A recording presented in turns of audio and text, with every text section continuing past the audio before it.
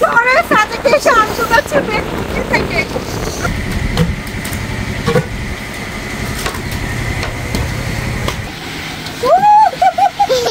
Welcome Meghpunji resort. আমরা সাজেকের তৃতীয় দিনে চলে আসছিলাম মেঘপুঞ্জি রিসোর্টে। সাজেকের সব থেকে সুন্দর দুইটা রিসোর্ট মেঘপল্লী এবং মেঘপুঞ্জি দুইটাই কিন্তু একই মালিকের রিসোর্ট। যাই হোক, আর এই রিসোর্টটা সর্বপ্রথম পছন্দ করেছিল আমার বড় ভাগ্নি। ওই মেঘপল্লী রিসোর্টটা ছিল আম্মুর পছন্দ আর মেঘপুঞ্জিটা বড় ভাগ্নি, তাই দুটো আম্মাজানকে খুশি করতে দুটো রিসোর্টই বুকিং করেছিলাম। সো প্রথমে ঢুকে পড়লাম আমরা মেঘপুঞ্জি রিসোর্টে। ঢুকার পরপরই এই আকর্ষণীয় গাছটা দেখতে এত সুন্দর লাগতেছিল বলার বাইরে, আর আকাশটা ছিল প্রচুর পরিমাণের মেঘলা।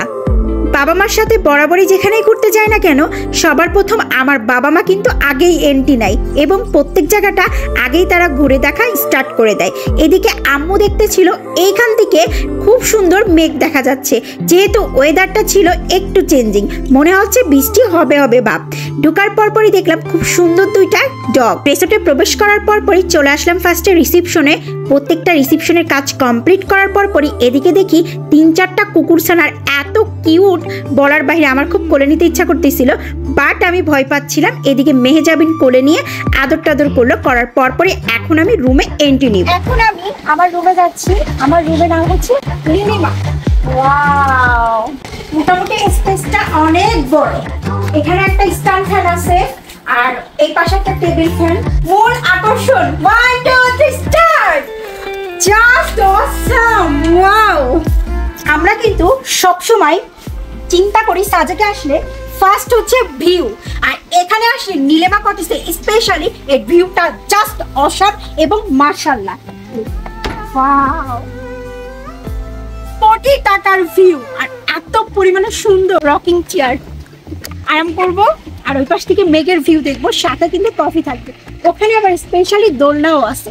মেয়ে মানুষের দোলনা হলে কিন্তু আর কিছু লাগে না। এখানে 6টা কটেজ আছে, তার ভিতরে সব থেকে বেস্ট কিন্তু নীলিমাটা। স্পেশালি ওয়াশরুমটা অনেক সুন্দর, স্পেসও অনেক বেশি। এই যে washroom, neat and clean. Fresh হতে হতে বাইরের ওয়েদার দেখতে পারবেন। বেডটা কিন্তু কিং সাইজের, আরামসে 3 জনও শুতে পারবে, আর একটু যদি হয় চাপাচাপি তাহলে 4 জনও কিন্তু আরামসে শোয়া যাবে। আর কমপ্লিমেন্টে থাকতেছে এখানে ব্রাশ, সাবান, কিউট একটা টুথপেস্ট এবং হচ্ছে ফেস ওয়াশ। আর ব্রেকফাস্ট থাকবে মর্নিং এ, মানে পরের দিন মর্নিং এ কিন্তু ব্রেকফাস্ট থাকবে। আমাদের রিসোর্টে আপনাকে স্বাগতম। এই যে আপনাদের ওয়েলকাম ড্রিঙ্কস। এদিকে আবার মেহেজাবিন একটু দুষ্টুমি করে আমাদের সবার জন্য ওয়েলকাম ড্রিঙ্কসটা নিয়ে আসলো, আর এই গরমে ওয়েলকাম ড্রিঙ্কসটা ছিল কলিজার ঠান্ডা করানো। ওয়েলকাম ড্রিঙ্কটা খাওয়া কমপ্লিট করতে করতে দেখি প্রচুর পরিমাণে ঝড় বৃষ্টি। এই ঝড় বৃষ্টি দেখে আর আম পড়তেছে ঠাস টুস, এটা দেখে মেহেজাবিনের মাথা ঠিক নেই, সাথে আমারও চলে গেলাম আম কুড়াতে। পাহাড়ের চূড়ায় এসে এক পড়ছাম, আমার নারীটা ছিঁড়ে যাবে ভাই। আমি বহুত বছর পরে ফিরে গেলাম। লাল হয়ে গেছে, পুরো লাল। এবার বছরের প্রথম পাকা আম খেয়ে যাবো মেঘপুঞ্জি থেকে। ফাইনালি আমার আম দোকান শেষ। ওই যে আমগুলো ঢালতেছি, ওই যে আরো নিয়ে আসছে মেহেজাবিন। বছরের প্রথম পাকা মিষ্টি। সাজেকে যারা টুরিস্ট আছে তারা কিন্তু সবাই অপেক্ষা করে বৃষ্টির জন্য, আর এবার সাজেকে 16 আনা পুরনো হয়ে গেছে। সব কিছুই পাইছি একসাথে, গরম, ঠান্ডা, শীত এবং বৃষ্টি সব কিছুই।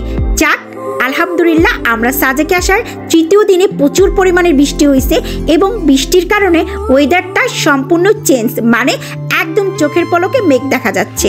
সব কিছু শেষ করে চলে আসলাম আমরা লাঞ্চ করতে, আর আমরা লাঞ্চে নিয়েছিলাম ব্যাম্বো চিকেন। যেহেতু বাইরে প্রচুর পরিমাণে ঝড় বৃষ্টি হচ্ছিল আর মেঘপুঞ্জিতে কিন্তু কোনো রকম রেস্টুরেন্ট ছিল না, তাই আমরা বাইরে থেকে খাবার অর্ডার করেছিলাম।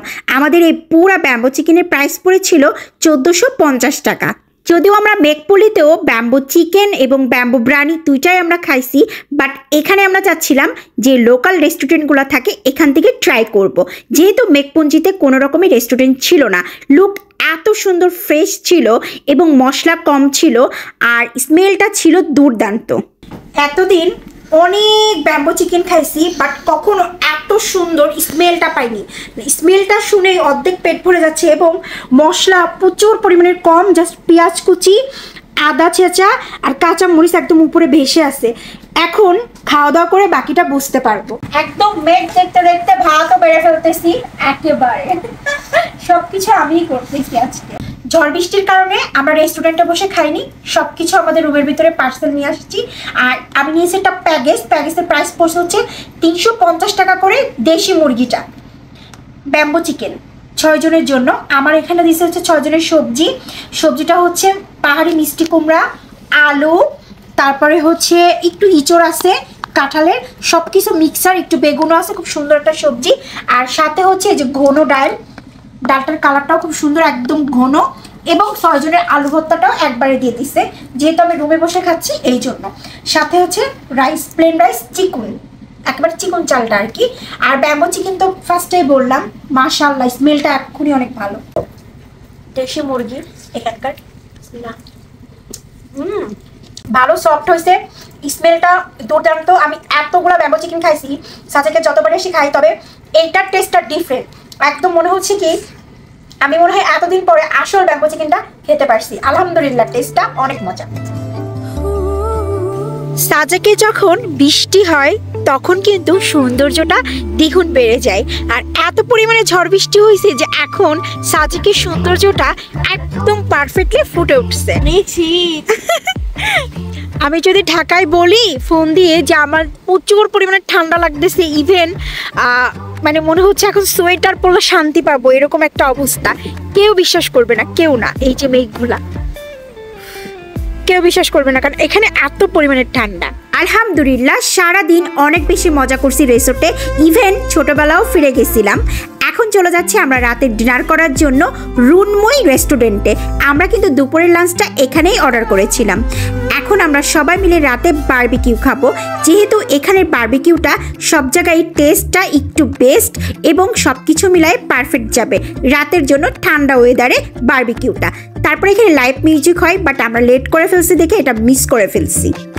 তারপরেও রেস্টুরেন্টে কিন্তু প্রচুর পরিমাণে বাতাস আসতেছিল, বাতাস কোনোভাবেই কমতেছিল না। সো এখানে মেহেজাবিন প্রথম ভাইবটা নিল, ওকে জিজ্ঞাসা করলাম কেমন, ও আমাকে ইশারায় বলল মামুনি অনেক বেশি টেস্টি, বাট আমি একটু পরে খাবো, কারণ আমার কাছে মনে হচ্ছিল 1 কাপ চা খেলে ভালো হবে। ওই টাইমটা আমি চা খেলাম এবং আশেপাশে ঘুরে দেখতেছিলাম, খুব মজা লাগতেছিল। সকালের ভিউ, মেঘেদের খেলা মেঘপুঞ্জি থেকে, মাশাআল্লাহ মেঘপুঞ্জি থেকেও কিন্তু অনেক সুন্দর ভিউ দেখা যায়। মেঘপল্লীর ভিউটা একটু অন্যরকম, মেঘপুঞ্জির ভিউটাও অন্যরকম। মেজাবিন পুরো 16 আনা পূরণ হয়ে গেল, তাই না? হ্যাঁ, পিছনে পাহাড়, উপরে খোলা আকাশ, নিচে আমরা বসে খিচুড়ি খাচ্ছি। উফ, ফিলিংটাই অন্যরকম। সবকিছুই পেলাম এবার সাথে, আলহামদুলিল্লাহ। হ্যাঁ, খিচুড়ি খাওয়ার 15 থেকে 20 মিনিট পরে চা চলে আসছে। চাটা মজা আছে, হ্যাঁ, চিনিটা একটু কম, পারফেক্ট। যারা চিনি বেশি খায় তাদের জন্য পারফেক্ট। চা খাওয়ার পরে আমরা চলে যাবো ঢাকার উদ্দেশ্যে, কারণ আমাদের সাজেকের 2 দিনের ট্যুর আলহামদুলিল্লাহ খুব ভালোভাবে কমপ্লিট হয়েছে। প্লাস আমরা এখানে এসে এবার সব কিছুর ভিউ পাইছি আলহামদুলিল্লাহ। আল্লাহ হাফেজ, সবাই ভালো থাকবেন।